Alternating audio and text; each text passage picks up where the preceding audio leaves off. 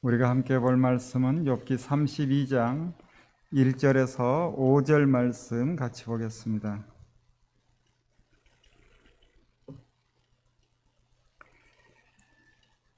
욥기 32장 1절에서 5절 말씀 교독합니다. 제가 먼저 32장 1절 말씀을 읽겠습니다.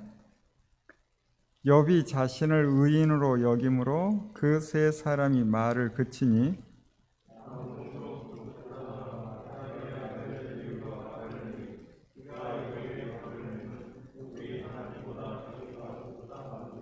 또 세 친구에게 화를 내면 그들이 능히 대답하지 못하면서도 욥을 정죄함이라.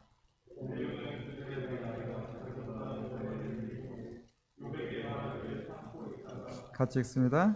세 사람의 입에 대답이 없음을 보고 화를 내느니라. 아멘. 기도합니다. 하나님, 함께 주의 말씀 봅니다. 기록된 말씀을 통하여 하나님의 뜻을 알아가게 하시고 하나님께서 원하시는 것이 무엇인지 깨달아 우리의 삶의 현장에서 하나님의 자녀로 살아갈 수 있도록 도와주옵소서. 예수님 이름으로 기도합니다. 아멘. 우리는 지난 시간 욥의 호소를 들었고 그의 말을 들어보니 욥은 어떤 사람보다 멋진 삶을 살았고 누구도 그에게 죄가 있다라고 말할 수 없을 정도의 삶을 살았음을 확인했습니다. 그렇다 할지라도 말꼬리를 잡는 사람이 있을 수 있는데 그가 바로 엘리후죠. 이제 32장부터 37장까지 매우 길게 엘리후의 말이 이어지는데 이 엘리후의 말 이후에 그 누구도 반론을 제기하지 않아요. 그리고 하나님이 등장하시죠. 그런데 하나님께서도 엘리후에 대해 언급을 하지 않습니다. 그래서 학자들은 엘리후가 누구인가? 처음에 욥의 세 친구가 왔을 때 엘리후도 함께 왔다라고 기록했으면 좋았을 텐데 그런 기록도 없잖아요.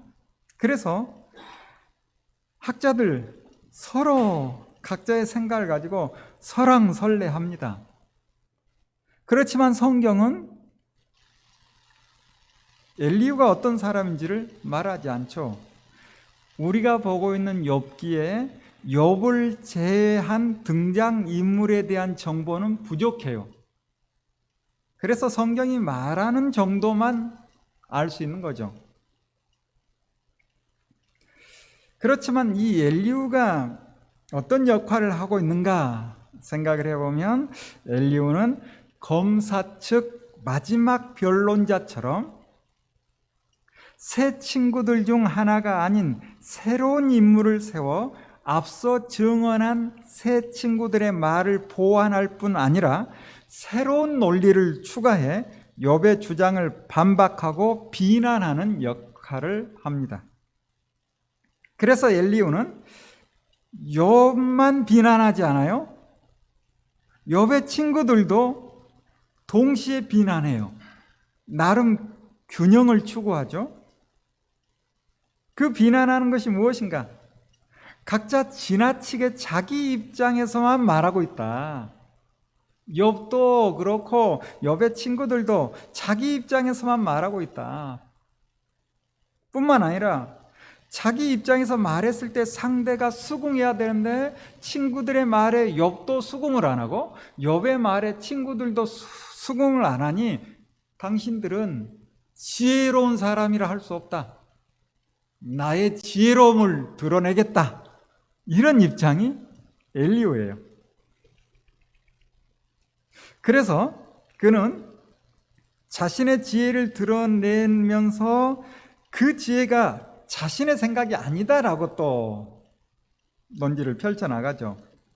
지혜의 창시자이시며 지혜를 주시는 하나님의 관점을 나는 고려한다. 당신들은 고려하지 않았다? 라는 논리를 펴는 거예요. 자, 이제 엘리후의 말을 함께 들어볼 텐데 32장부터 37장까지 되어 있죠. 이런 구조로 보면 좀 쉽게 정리할 수 있습니다. A, B, A-B'. 그래서 A에서 다시 욥에 대한 이야기, B에서 B에 대한 말을 다시 한번 강조하는 그런 구조죠. 32장 1절부터 33장 33절까지 꽤 길게 친구들과 욥을 싸잡아 비난합니다. 그들의 잘못인지 무엇인지를 지적하는 거예요. 그러면서 이제 34장 1절에서 37절에서는 하나님은 정의로우시다. 정의로우신 하나님에 대해서 이야기를 해요. 그리고 다시 35장 전체에서 욥의 독선을 비난합니다. 36장 1절부터 37장 24절에서는 능력이 크신 선하신 하나님에 대해서 말하고 있죠. 이렇게 32장부터 37장까지를 네 부분으로 정리를 해볼 수 있고, 이제 친구들과 욥을 비난했던 32장 1절부터 33장 33절까지 함께 볼 텐데요. 역시 이 부분도 좀 나눠서 보면 이해가 쉬운데 8부분으로 나눌 수 있습니다. 반복되는 것 같은데 이렇게 나눠보면 괜찮을 텐데요. A, B, B 다시 이런 식으로 반복해서 이야기를 하고 있는데, 먼저 32장 1절부터 5절까지는 엘리후 소개를 간략하게 하고 있죠. 그리고 이제 32장 6절부터 10절까지는 내가 말하겠다, 왜 말을 하고 있는지를, 그리고 32장 11절부터 14절까지는 나는 말할 수 있다 하면서 자기가 말하는 근거를 계속해서 증폭시켜 가죠. 그리고 32장 15절에서 22절에서는 나는 꼭 말을 해야 된다 하면서 강조합니다. 그리고 이제 33장 1절부터 7절에서는 욥은 나와야 논쟁을 피하지 말라라고 욥을 몰아세우죠. 그리고 33장 8절에서 22절에서는 욥은 죄를 지었다라고 단정짓고, 33장 23절에서 30절을 보면 욥이 죄를 인정하면 하나님이 회복시킬 것이다 라고 이야기합니다. 그러면서 33장 31절에서 33절에는 욥은 나의 지혜를 배우라 라고 말하고 있어요. 이 엘리후의 말을 우리가 함께 볼 텐데요. 자, 32장 1절부터 5절까지를 먼저 봅시다. 엘리후를 소개하는 내용인데 왜 엘리후가 등장하게 되는지 1절 보는 것처럼 욥이 끝내 자기가 옳다고 주장하므로 이 세 사람은 욥을 설득하려고 하던 노력을 그만두었다. 욥이 이렇게 자기가 옳다고 주장하면서 모든 잘못을 하나님께 돌림으로 옆에 서서 듣기만 하던 엘리후라는 사람은 듣다 못하여 분을 더 이상 참지 못하고 화를 냈다. 엘리후는 람 족속에 속하는 부스 사람 바라겔의 아들이다. 엘리후는 또 욥의 세 친구에게도 화를 냈다. 그 세 친구는 욥을 정죄하려고만 했지 욥이 하는 말에 변변한 대답을 하지 못하였기 때문이다. 그들 가운데서 엘리후가 가장 젊은 사람이므로 그는 다른 사람들이 말을 끝날 때까지 기다려야만 하였다. 그런데 그 세 사람이 모두 욥에게 대답을 제대로 하지 못하였으므로 그는 화가 났다. 엘리후가 화가 많은 사람 같죠? 화가 났다라는 표현들이 여러 곳에서 나와요. 그가 왜 화를 냈어요? 욥이 자기가 옳다고 주장하며 모든 잘못을 하나님께 돌린 거, 이거 참지 못한 거죠. 두 번째는 친구들이 욥을 정죄하려고만 했지 욥을 설득시키지 못했기 때문에 화가 난 거예요. 자, 그렇다면 엘리후는 누구의 생각과 동일한가요? 친구들의 생각과 동일한 거예요. 분명히 욥이 죄가 있어서 이런 고난을 겪는데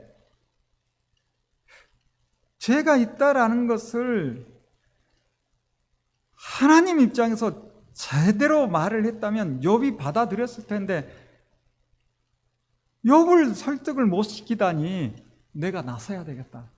도저히 답답해서 견딜 수가 없다. 이런 마음이었다는 거예요. 그리고서 이제 자기가 말을 해보겠다라고 나서는데 6절부터 10절까지 또 봅니다. 부스 사람 바라겔의 아들 엘리후가 말하였다. 나는 어리고 세 분께서는 이미 연로하십니다. 그래서 나는 어른들께 선뜻 나서서 내 견해를 밝히기를 망설였습니다. 나는 듣기만 하겠다고 생각하였습니다. 오래 사신 분들은 살아오신 것만큼 지혜도 쌓였으니까 세 분들께서만 말씀하시도록 하려고 생각하였습니다. 그러나 깨닫고 보니 사람에게 슬기를 주는 것은 사람 안에 있는 영, 곧 전능하신 분의 입김이라는 것을 알았습니다. 사람은 나이가 많아진다고 지혜로워지는 것이 아니며 나이를 많이 먹는다고 시비를 더 잘 가리는 것도 아니라는 것을 알았습니다. 그렇죠? 이 엘리후의 말이 틀린 말은 아니에요. 물론 나이와 지혜가 비례하긴 하죠. 젊은 사람이 지혜로워요? 나이 많은 사람이 지혜로워요? 당연히 나이 많은 사람이 지혜로울 수 있어요. 그렇지만 나이가 많다고 어린 사람보다 다 지혜롭다, 이렇게 말할 수는 없는 거예요. 이 엘리후가 말하는 걸 보면 바른 말을 하는 부분이 있어요. 그것은 무엇인가? 지혜는 하나님이 주시기 때문에 나이가 많아도 지혜롭지 못한 사람이 있다는 거예요. 지혜는 하나님이 주시기 때문에. 반대로 나이가 많지 않아도 지혜로운 사람이 있다는 거예요. 지금 엘리후 입장에서는 그래도 이분들을 내가 존경했고 그래도 지혜로우니까 충분히 욥을 설득시키겠지라고 따라왔는데 안 되는 거예요. 그래서 지혜로운 줄 알았더니 지혜롭지 않구나, 나이만 많구나, 그러면서 자신의 지혜를 펼치고 싶은데 그냥 당신들 어리석습니다 하면 안 되잖아요. 그래서 지혜는 하나님께서 주시는 겁니다, 틀린 말이 아니거든.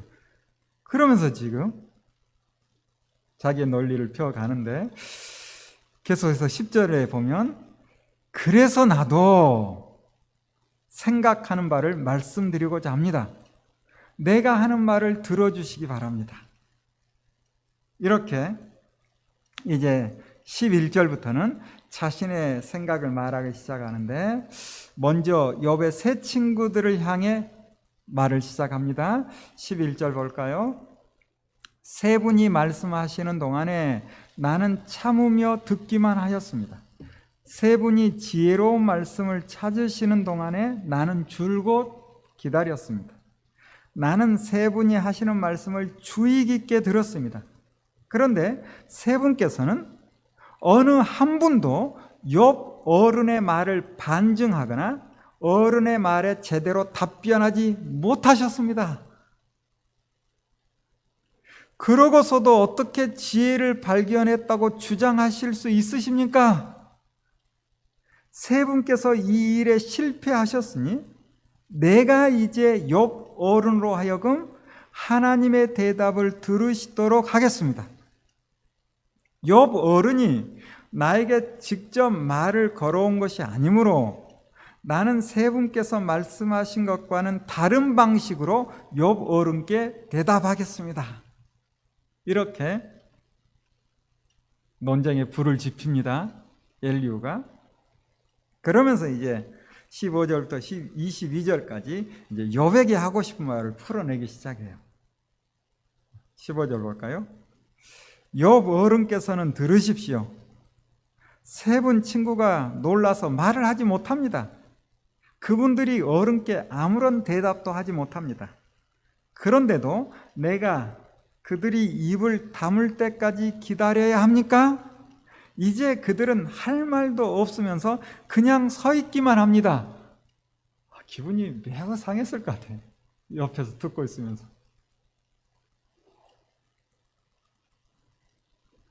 그럴 수 없습니다. 이제는 내가 대답하겠습니다. 내가 생각하는 바를 말씀드리겠습니다. 이제는 더 이상 기다릴 수 없고 말을 참을 수도 없습니다.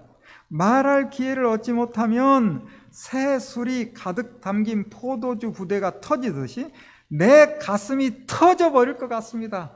참을 수 없습니다. 말을 해야 하겠습니다. 이 논쟁에서 어느 누구 편을 들 생각은 없습니다.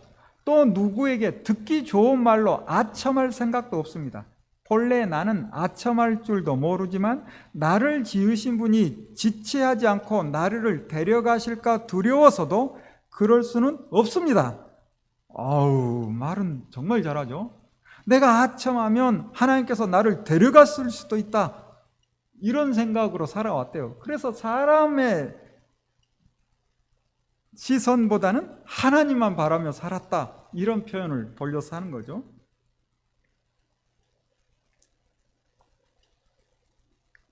그리고 이제 33장으로 가서 33장 1절부터 7절에서 욥을 향해 자신과의 논쟁을 피하지 말라고, 내가 말할 테니 듣고 말 좀 해보라고 싸움을 붙이는데, 자 33장 1절 볼까요? 욥 어른은 부디 내가 하는 말을 잘 들어주시기 바랍니다. 내가 하는 말 한마디 한마디에 귀를 기울여 주시기 바랍니다. 잘 들어야 말할 수 있을 거라는 거예요. 그 말은 당신의 말이 맞다. 엘리우 너의 말이 맞다. 내가 잘못했구나. 이런 반응을 듣고 싶은 거죠. 그러니 내가 하는 말에 집중해서 한마디도 놓치지 말고 귀를 기울여서 들어달라라고 이야기를 하죠. 2절 봅니다. 이제 내 마음속에 있는 것을 말할 준비가 되었습니다. 내 입 속에서 혀가 말을 합니다. 나는 지금 진지하게 말하고 있습니다. 나는 진실을 말하려고 합니다. 하나님의 영이 나를 만드시고 전능하신 분의 입김이 내게 생명을 주셨습니다. 대답하실 수 있으면 대답해 보시기 바랍니다. 토론할 준비를 하고 나서시기를 바랍니다. 보십시오. 하나님이 보시기에는 어른이나 나나 똑같습니다. 우리는 모두 흙으로 지음을 받았습니다. 그러므로 어른께서는 나를 두려워하실 까닭이 없습니다. 내게 압도되어서 길을 펴지 못하시는 일이 있어서도 안 될 겁니다. 세게 나가죠. 엘리우는 당신이나 나나 똑같다. 우리 모두 흙으로 지음 받았지 않느냐. 직접적으로 이야기하면 계급장 떼고 논쟁하자. 당신의 나이, 권위 눌리지 않겠다. 나 할 말을 하겠다. 왜? 하나님께서 나를 만드셨고 전능하신 분의 입김이 나에게 생명을 주셨기 때문에 나도 당신과 동등하다. 틀린 말은 아니죠. 그런데 이런 말을 함부로 해서는 안 됩니다. 제가 나이가 좀 들었나 봐요. 제가 젊었을 때는 옳다 그랬는데 이제 좀 나이가 들었는지 건방지다 이런 생각이 들어요. 사람이 참 묘한 거야. 다 자기 입장에서 생각해. 여러분은 지금 엘리우의 말을 들으면서 건방지다 그런 마음이 들어요? 아니면 옳다 그래요? 옳다 그러면 아직 젊을지 몰라. 건방지다 그러면 나이 좀 들었을 거예요. 이 엘리우의 말이 사실 좀 과하지 않나요? 아닌가? 이게 맞다라는 생각이 들어요. 참 다 자기 입장에서 생각을 하고 말을 하기 때문에. 자, 계속해서 8절부터 이제 22절까지 욥이 했던 말을 통해 욥의 죄를 지적합니다. 자, 뭐라고 하는가? 8절 볼까요? 어른께서 이런 말씀을 하셨습니다. 이 말꼬리 잡기예요. 이런 공격이 정말 사람을 힘들게 만들어요. 왜? 이렇게 공격할 때는 대부분 맥락 없이 그냥 한 부분만 끄집어와서 너 이런 말 했지 라고 오거든요. 말의 의미를 제대로 파악하지 못하고. 자, 이제부터 보면 엘리후가 그렇게 지혜로운 사람인가? 아니에요. 자, 봅시다. 9절 보면 이제 욥의 말을 지금 엘리후가 전달하는 거죠. 자, 8절부터 다시 보는 게 낫겠네요. 어른께서 이런 말씀을 하셨습니다. 내게는 잘못이 없다. 나는 잘못을 저지르지 않았다. 나는 결백하다. 내게는 허물이 없다. 그런데도 하나님은 내게서 흠 잡을 것을 찾으시며 나를 원수로 여기신다. 하나님이 내 발에 착고를 채우시고 내 일거수일투족을 다 감시하신다 하고 말씀하셨습니다. 12절. 그러나 내가 욥 어른께 감히 말합니다. 어른은 잘못하셨습니다. 하나님은 어떤 사람보다 크십니다. 그런데 어찌하여 어른께서는 하나님께 불평을 하면서 대드시는 겁니까? 어른께서 하시는 모든 불평에 일일이 대답을 하지 않으신다고 해서 하나님께 원망을 할 수 있습니까? 사실은 하나님이 말씀을 하시고 또 하신다고 하더라도 사람이 그 말씀에 주의를 기울이지 못할 뿐입니다. 하나님은 말씀을 하지 않을 수도 있고 말씀을 하실 수도 있다. 뿐만 아니라 하나님이 말씀하셨는데도 사람이 귀를 기울이지 않아서 듣지 못했을 수도 있다. 그런데 왜 하나님이 말씀을 안 한다고 그런 소리를 하느냐라고 욥을 몰아세우는 거죠. 15절에도 사람이 꿈을 꿀 때, 밤에 환상을 볼 때, 또는 깊은 잠에 빠질 때, 침실에서 잠을 잘 때, 바로 그때 하나님은 사람들의 귀를 여시고 말씀을 듣게 하십니다. 사람들은 거기에 경고를 받고 두려워합니다. 하나님은 사람들이 죄를 짓지 않도록 하십니다. 교만하지 않도록 하십니다. 하나님은 사람의 생명을 파멸에 빠지지 않도록 지켜주시며 사람의 목숨을 사망에서 건져주십니다. 하나님은 사람에게 질병을 보내셔서 잘못을 고쳐주기도 하시고 사람의 육체를 고통스럽게 해서라도 잘못을 고쳐주기도 하십니다. 이렇게 하나님께서 꿈과 환상을 통해서도 말하기도 하고 또 질병을 보내서 잘못된 생각을 고치려 하는 분이 하나님인데 왜 자기의 잘못을 깨닫지 못하고 하나님께 문제를 삼느냐라고 엘리후가 몰아세우는 거예요. 왜 하나님께 불경스러운 말을 하느냐라고 하는 거예요. 왜 하나님께 불평하느냐라고 하는 거예요. 이 엘리후의 말이 작은 고난 가운데 혹은 정말 죄의 결과로 어려움을 겪는 사람에게는 맞는 말이죠. 그렇잖아요. 자기가 잘못해서 병이 왔어. 자기가 실수해서 사고가 생겼어. 그러면 이 사고를 통해서 내가 잘못했구나 하고 다시 자기 자신을 돌아봐야 될 필요가 있을 때 있어요. 일반적인 사람에게는 그런 일이 많을 거예요. 그런데 이 일반적 사고를 가지고 일반적 논리를 가지고 욥을 향해서 당신 지금 이런 고난이 있는 거, 지금 병 가운데 질병 가운데 고통스러운 거, 하나님께서 당신의 생각을 바꾸고 당신의 교만을 바로 잡기 위해서 하는 건데 왜 잘못을 깨닫지 못하느냐 하고 몰아세우는 거예요. 욥이 이렇게 잘못하지 않았거든요.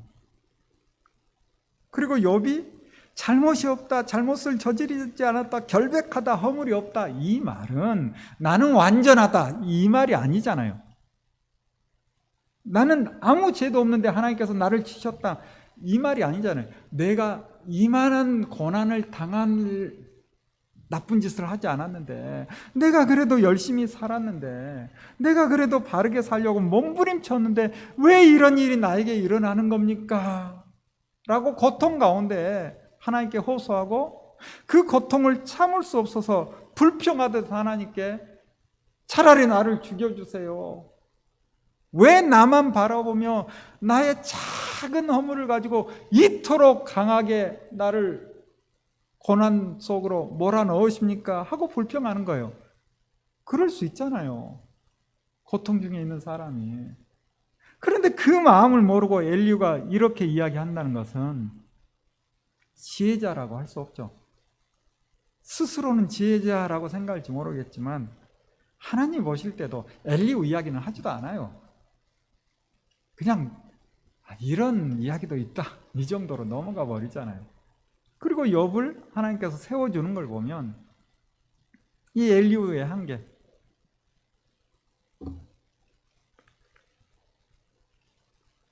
계속해서 20절에 보면 질병을 통해서 하나님을 알아야 된다, 이런 의도로 계속 이야기를 하는데 20절 볼까요? 그렇게 되면 병든 사람은 입맛을 잃을 겁니다. 좋은 음식을 보고도 구역질만 할 것입니다. 살이 빠져 몸이 바짝 마르고 전에 보이지 않던 앙상한 뼈만 두드러질 겁니다. 이제 그의 목숨은 무덤에 다가서고 그의 생명은 죽음의 문턱에 이르게 될 것입니다. 라는 말을 통해서 욥을 향해 하나님께서 여러 가지 방법으로 말씀하셨지만 듣지 않았기 때문에 이런 일이 있다라고 몰아세우죠. 이런 엘리후의 말을 들어보면 다른 친구들과 마찬가지 생각을 가지고 있어요. 그리고 이어지는 23절부터 30절에서는 죄를 인정하면 하나님이 회복시킬 것이다 라고 이야기해요. 똑같죠? 다른 친구들의 생각과. 자, 23절 볼까요? 그때 병중에 있을 때 하나님의 천사 1000명 가운데서 한 명이 그를 도우러 올 것입니다. 그 천사는 사람들에게 사람이 마땅히 해야 할 일을 상기시킬 것입니다. 하나님은 그에게 은혜를 베푸시고 천사에게 말씀하실 것입니다. 그가 무덤으로 내려가지 않도록 그를 살려주어라. 내가 그의 몸값을 받았다. 그렇게 되면 그는 다시 젊음을 되찾고 건강도 되찾을 것입니다. 그가 하나님께 기도를 드리면 하나님은 그에게 응답하여 주실 것입니다. 그는 기쁨으로 하나님을 섬기고 하나님은 그를 다시 정상적으로 회복시켜 주실 것입니다. 그는 사람들 앞에서 고백할 겁니다. 나는 죄를 지어서 옳은 일을 그르쳤으나 하나님이 나를 용서하여 주셨습니다. 하나님이 나를 무덤에 내려가지 않게 구원해 주셨기에 내가 이렇게 살아서 빛을 즐기게 되었습니다 하고 말할 것입니다. 이 모두가 하나님이 하시는 일입니다. 하나님이 사람에게 2번, 3번 이렇게 되풀이 하시는 것은 사람의 생명을 무덤에서 다시 끌어내셔서 생명의 빛을 보게 하시려는 것입니다. 이런 논리를 펴고 있어요, 엘리후가. 다른 친구들이 말했던 것처럼 지금이라도 회개하면 하나님께서 용서하시고 예전의 영화와 영광을 누리게 될 것이다 라는 이야기를 하는 거예요.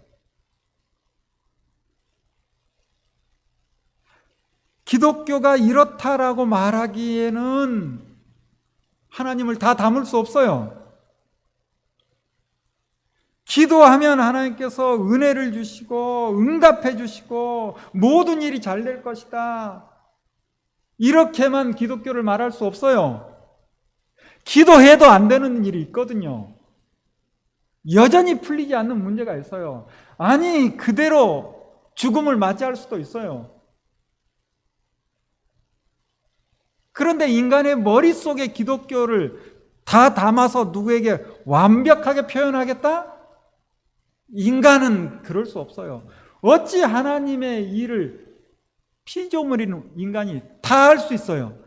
부분적인 이야기는 할 수 있지만 엘리후의 말이 틀린 건 아니지만 이게 기독교고 하나님께서 이렇게 하신다라고 단정하면 하나님을 신뢰하지 못할 사람이 오히려 더 많아지는 거예요. 그런데 자기가 아는 자그마한 지식, 얕은 지식을 가지고 고난 중에 있는 사람에게 무조건 회개하래.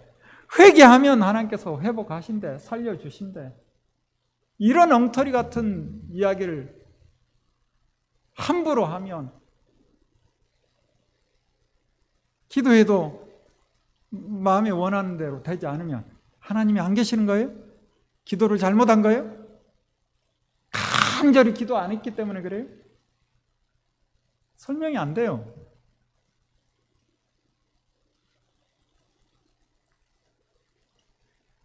왜 새 친구 또 엘리후까지 나와서 이와 같은 말을 할까? 지혜 문서. 우리가 지혜 문서를 보는 거예요. 나름 지혜로워. 하나님께로 왔다고 생각해.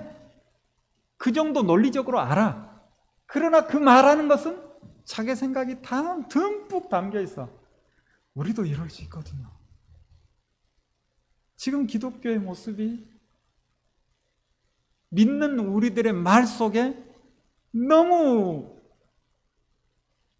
이런 말들이 여과 없이 드러나고 있거든요.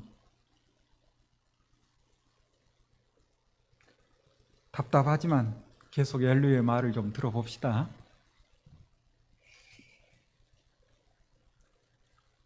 31절부터 33절까지는 자기의 말, 자기의 지혜를 배우라고 해요. 오히려 어느 때는 참 지혜는 입을 다무는 거예요. 그런데 입을 열어서 자신의 지혜를 배우라고 이야기하는 사람이 참 많죠. 자, 31절. 어른은 귀를 기울여 내 말을 들으십시오. 내가 말하는 동안은 조용히 듣기만 해주십시오. 그러나 하실 말씀이 있으시면 내가 듣겠습니다. 서슴지 말고 말씀해 주십시오. 나는 어른이 옳으시다는 것을 드러내고 싶습니다.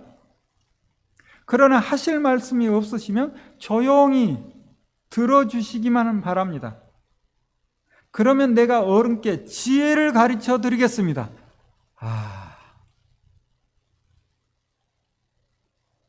우리가 듣고 있어도 답답한데 욥은 얼마나 답답했을까? 지혜를 가르쳐 주겠대요. 욥에게. 그러면서 34장에서 하나님이 어떤 분인지에 대해서 이야기를 해요. 정의로우신 하나님에 대해서 전해요. 맞아요. 이 엘리후의 말이 틀린 게 아니에요. 그렇지만 욥도 다 아는 이야기거든. 다 아는 이야기를 가지고 하나님은 이런 분이시다라고 이야기를 하면 이미 아는 사람은 그냥 헛웃음만 나온 거예요. 다 그가 알아. 나도 다 알아. 그런데 네가 내 고통 알아? 이 한마디 하면 할 말이 없을 텐데. 그래도 박박 우기는 상황이죠. 그 고통 가운데 회개하면 되잖아요. 이렇게 우기는 거예요. 그러니까 대화가 안 되는 거예요. 자, 엘리후가 말하는 정의로운 하나님, 틀린 말이 아닙니다. 그래서 우리는 봐야 되겠죠. 6부분으로 나눠 볼 수 있는데 A, B, C, D, C-, B- 이런 구조로 분류를 해볼 수 있어요. 서론격인 34장 1절에서 4절에서는 옳은 판단을 하는 지혜를 구하라 라고 말하고 있고, 34장 5절부터 9절부터는 욥은 잘못된 주장을 하고 있다 라고 말하고, 34장 10절부터 15절에서는 하나님은 정의로 세상을 다스리신다. 그리고 34장 16절부터 28절에서는 의로우신 하나님의 절대적인 주권을 인정하라. 34장 29절부터 33절에서는 하나님은 고유한 자유로 세상을 다스리신다. 그러면서 마지막 34장 34절부터 37절에서는 당신은 죄인이다. 또 욥을 죄인으로 단정짓죠. 자, 이제 34장 한 단락씩 볼 텐데요. 1절부터 4절까지 엘리후는 옳은 판단을 하는 지혜를 구하라 하는데 욥에게만 하는 말이 아니라 욥의 세 친구에게도 지혜를 구하라 라는 말을 합니다. 자신이 지혜롭다라는 것을 은근히 드러내는 거죠. 1절 볼까요? 엘리후가 욥의 세 친구에게 말하였다.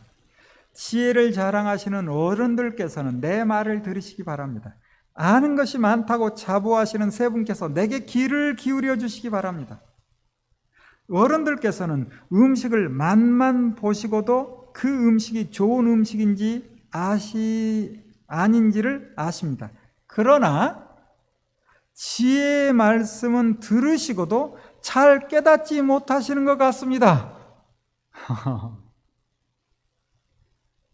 이제는 우리 모두가 무엇이 옳은 것인지 알아보고 진정한 선을 함께 이룩하여 볼 수 있기를 바랍니다.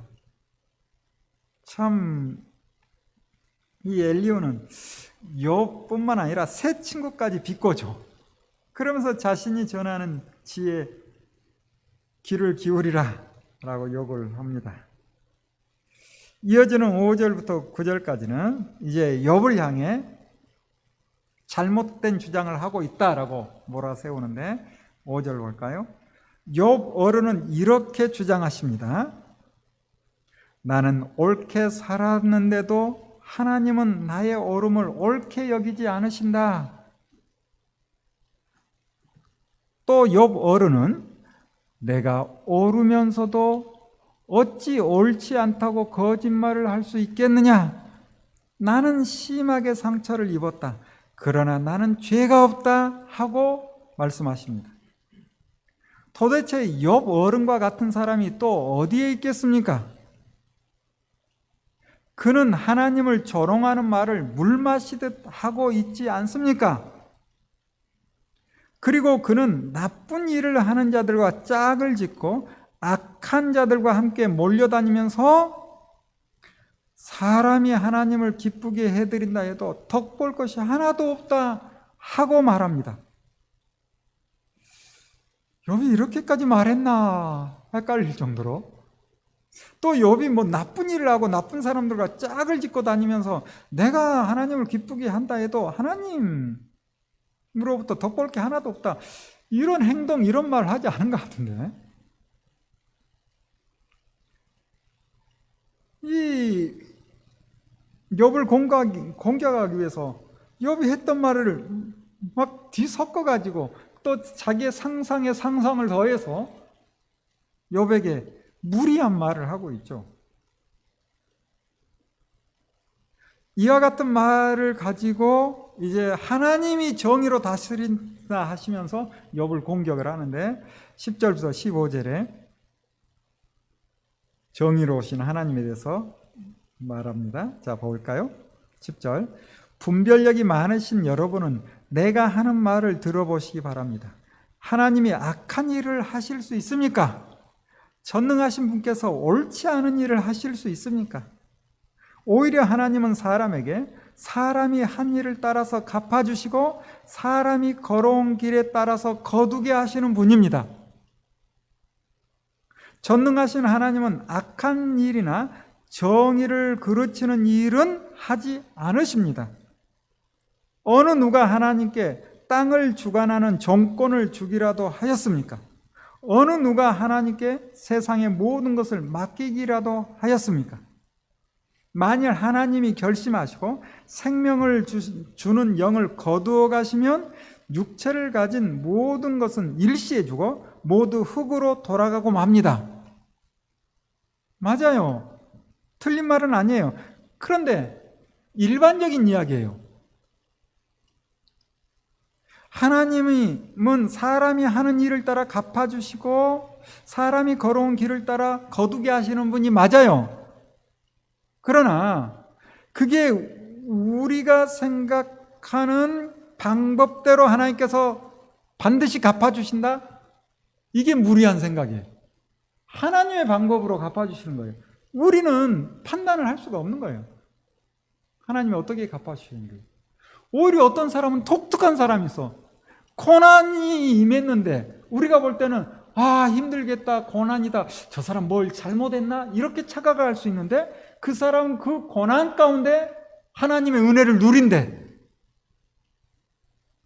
하나님의 방법은 우리의 상상을 뛰어넘어요. 그런데 일반적 생각을 가지고 어려움 없고 잘 나가면 선한 일을 해서 그렇게 갚아주시는구나 착각을 해요. 아닐 수 있어요. 내어버린 사람일지 몰라요. 어떤 어려움도 없는 사람은. 그런데 사람은 그렇게 생각을 못해. 엘리후도 마찬가지라. 정의로운 하나님, 그 정의가 무엇인지를 깊이 들여다보지 못한 거예요. 이어지는 16절에서 28절에서는 의로우신 하나님의 절대적인 주권을 인정하라 하는데 틀린 말은 아니에요. 16절 볼까요? 옆 어른께서 슬기로우신 분이면 내가 하는 이 말을 깊이 생각해 보시기 바랍니다. 내가 하는 말을 귀담아 들으시기 바랍니다. 옆 어른은 아직도 의로우신 하나님을 비난하십니까? 하나님이 정의를 싫어하신다고 생각하십니까? 하나님은 왕을 보시고도 너는 쓸모없는 인간이다 하실 수 있고, 높은 사람을 보시고도 너는 악하다 하실 수 있지 않습니까? 하나님은 통치자의 편을 들지도 않으시고 부자라고 하여 가난한 사람보다 더 우대해 주지도 않으십니다. 하나님이 손수 이 사람들을 지으셨기 때문입니다. 사람은 삽시간에, 아니 한밤중에라도 죽습니다. 하나님이 사람을 치시면 사람은 죽습니다. 아무리 힘센 것이라고 하더라도 하나님은 그것을 간단히 죽이실 수 있습니다. 참으로 하나님의 눈은 사람의 일거수일투족을 살피시며 그의 발걸음을 낱낱이 지켜보고 계십니다. 악한 일을 하는 자들이 하나님을 피하여 숨을 곳이 없습니다. 흑암 속에서 숨을 곳이 없고 죽음의 그늘이 드리운 곳에도 숨을 곳이 없습니다.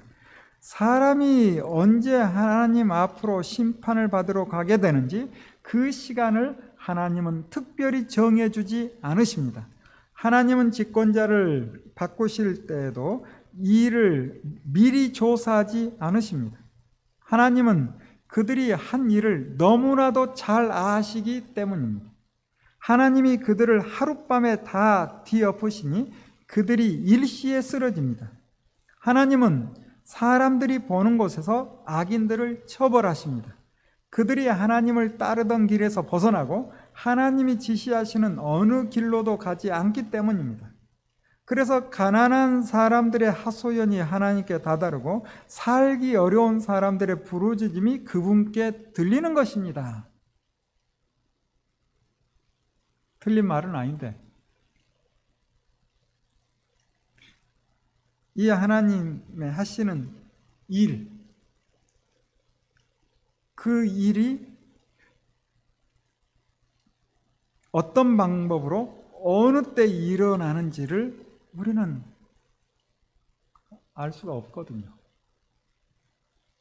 그런데 엘리후는 일어난 현상을 보고 이것이 하나님의 주권이다, 정이다, 이렇게 이야기하는데 틀리는 경우가 있는 거죠. 그리고 29절부터 33절, 하나님은 고유한 자유로 세상을 다스린다 하는데 29절 볼까요? 그러나 하나님이 침묵하신다고 하여 누가 감히 하나님을 비난할 수 있겠습니까? 하나님이 숨으신다고 하여 누가 그분을 비판할 수 있겠습니까? 경건하지 못한 사람을 왕으로 삼아서 고집센 민족과 백성을 다스리게 하신들 누가 하나님께 항의할 수 있겠습니까? 욥 어른은 하나님께 죄를 고백하고서 다시는 죄를 짓지 않겠다고 약속하신 적이 있으십니까? 잘못이 무엇인지를 일러달라고 하나님께 요구하시면서 다시는 악한 일을 저지르지 않겠다고 약속하신 적이 있으십니까? 어른은 하나님이 하시는 것을 반대하시면서도 어른께서 원하시는 것을 하나님이 해 주실 것이라고 기대하십니까? 물론 결정은 어른께서 하실 일이고 내가 할 일이 아니지만 지금 생각하고 계신 것을 말씀해 주시기 바랍니다 하고 몰아세우죠. 그러면서 드디어 34절부터 37절까지 지금 일어난 현상, 또 욥이 말하는 걸 통해서 하나님께 불평하고 하는 걸 보니 욥은 죄인이구나 라고 단정하는데 34절 볼까요? 분별력이 있는 사람이라면 내 말에 분명히 동의할 것입니다. 내 말을 들었으니 지혜가 있는 사람이면 욥 어른이 알지도 못하면서 말을 하고 기껏 한 말도 모두 뜻없는 말뿐이라는 것을 알 수 있을 것입니다. 욥 어른이 한 말을 세 분은 곰곰이 생각해 보시기 바랍니다. 세 분께서는 그가 말하는 것이 악한 자와 같다는 것을 아시게 될 것입니다. 욥 어른은 자신이 지은 죄에다가 반역까지 더하였으며 우리가 보는 앞에서도 하나님을 모독하였습니다. 지금 엘리후의 말을 우리가 함께 보고 있죠. 그의 말이 일부 타당하기도 하지만 여전히 욥의 형편을 바르게 헤아리지 못해요. 이게 참 안타까운가 봐요. 그가 전하는 하나님의 주권, 정의, 의로움, 그 일을 행하시는 하나님의 신비, 어찌 사람이 온전히 이해할 수 있겠습니까? 그런데 이해하는 것처럼 이야기를 해. 이거 이해할 수 없습니다. 엘리후는 얇은 지식을 통해 욥을 죄인으로 몰아세우고 있으니 그를 지혜로운 사람이라 말할 수 없는 거죠. 사람이 살아가며 여러 현상을 보고 그 현상에 대해서 반응해야 될 때가 있어요. 우리도. 그런데 우리가 어떻게 반응해야 될 것인가 정말 중요합니다. 어느 때는 냉철하게 판단하여 정곡을 찌르는 말을 해야 할 때도 있어요. 그러나 어느 때는 따뜻하게 접근하여 마음을 감싸는 말을 해야 할 때도 있습니다.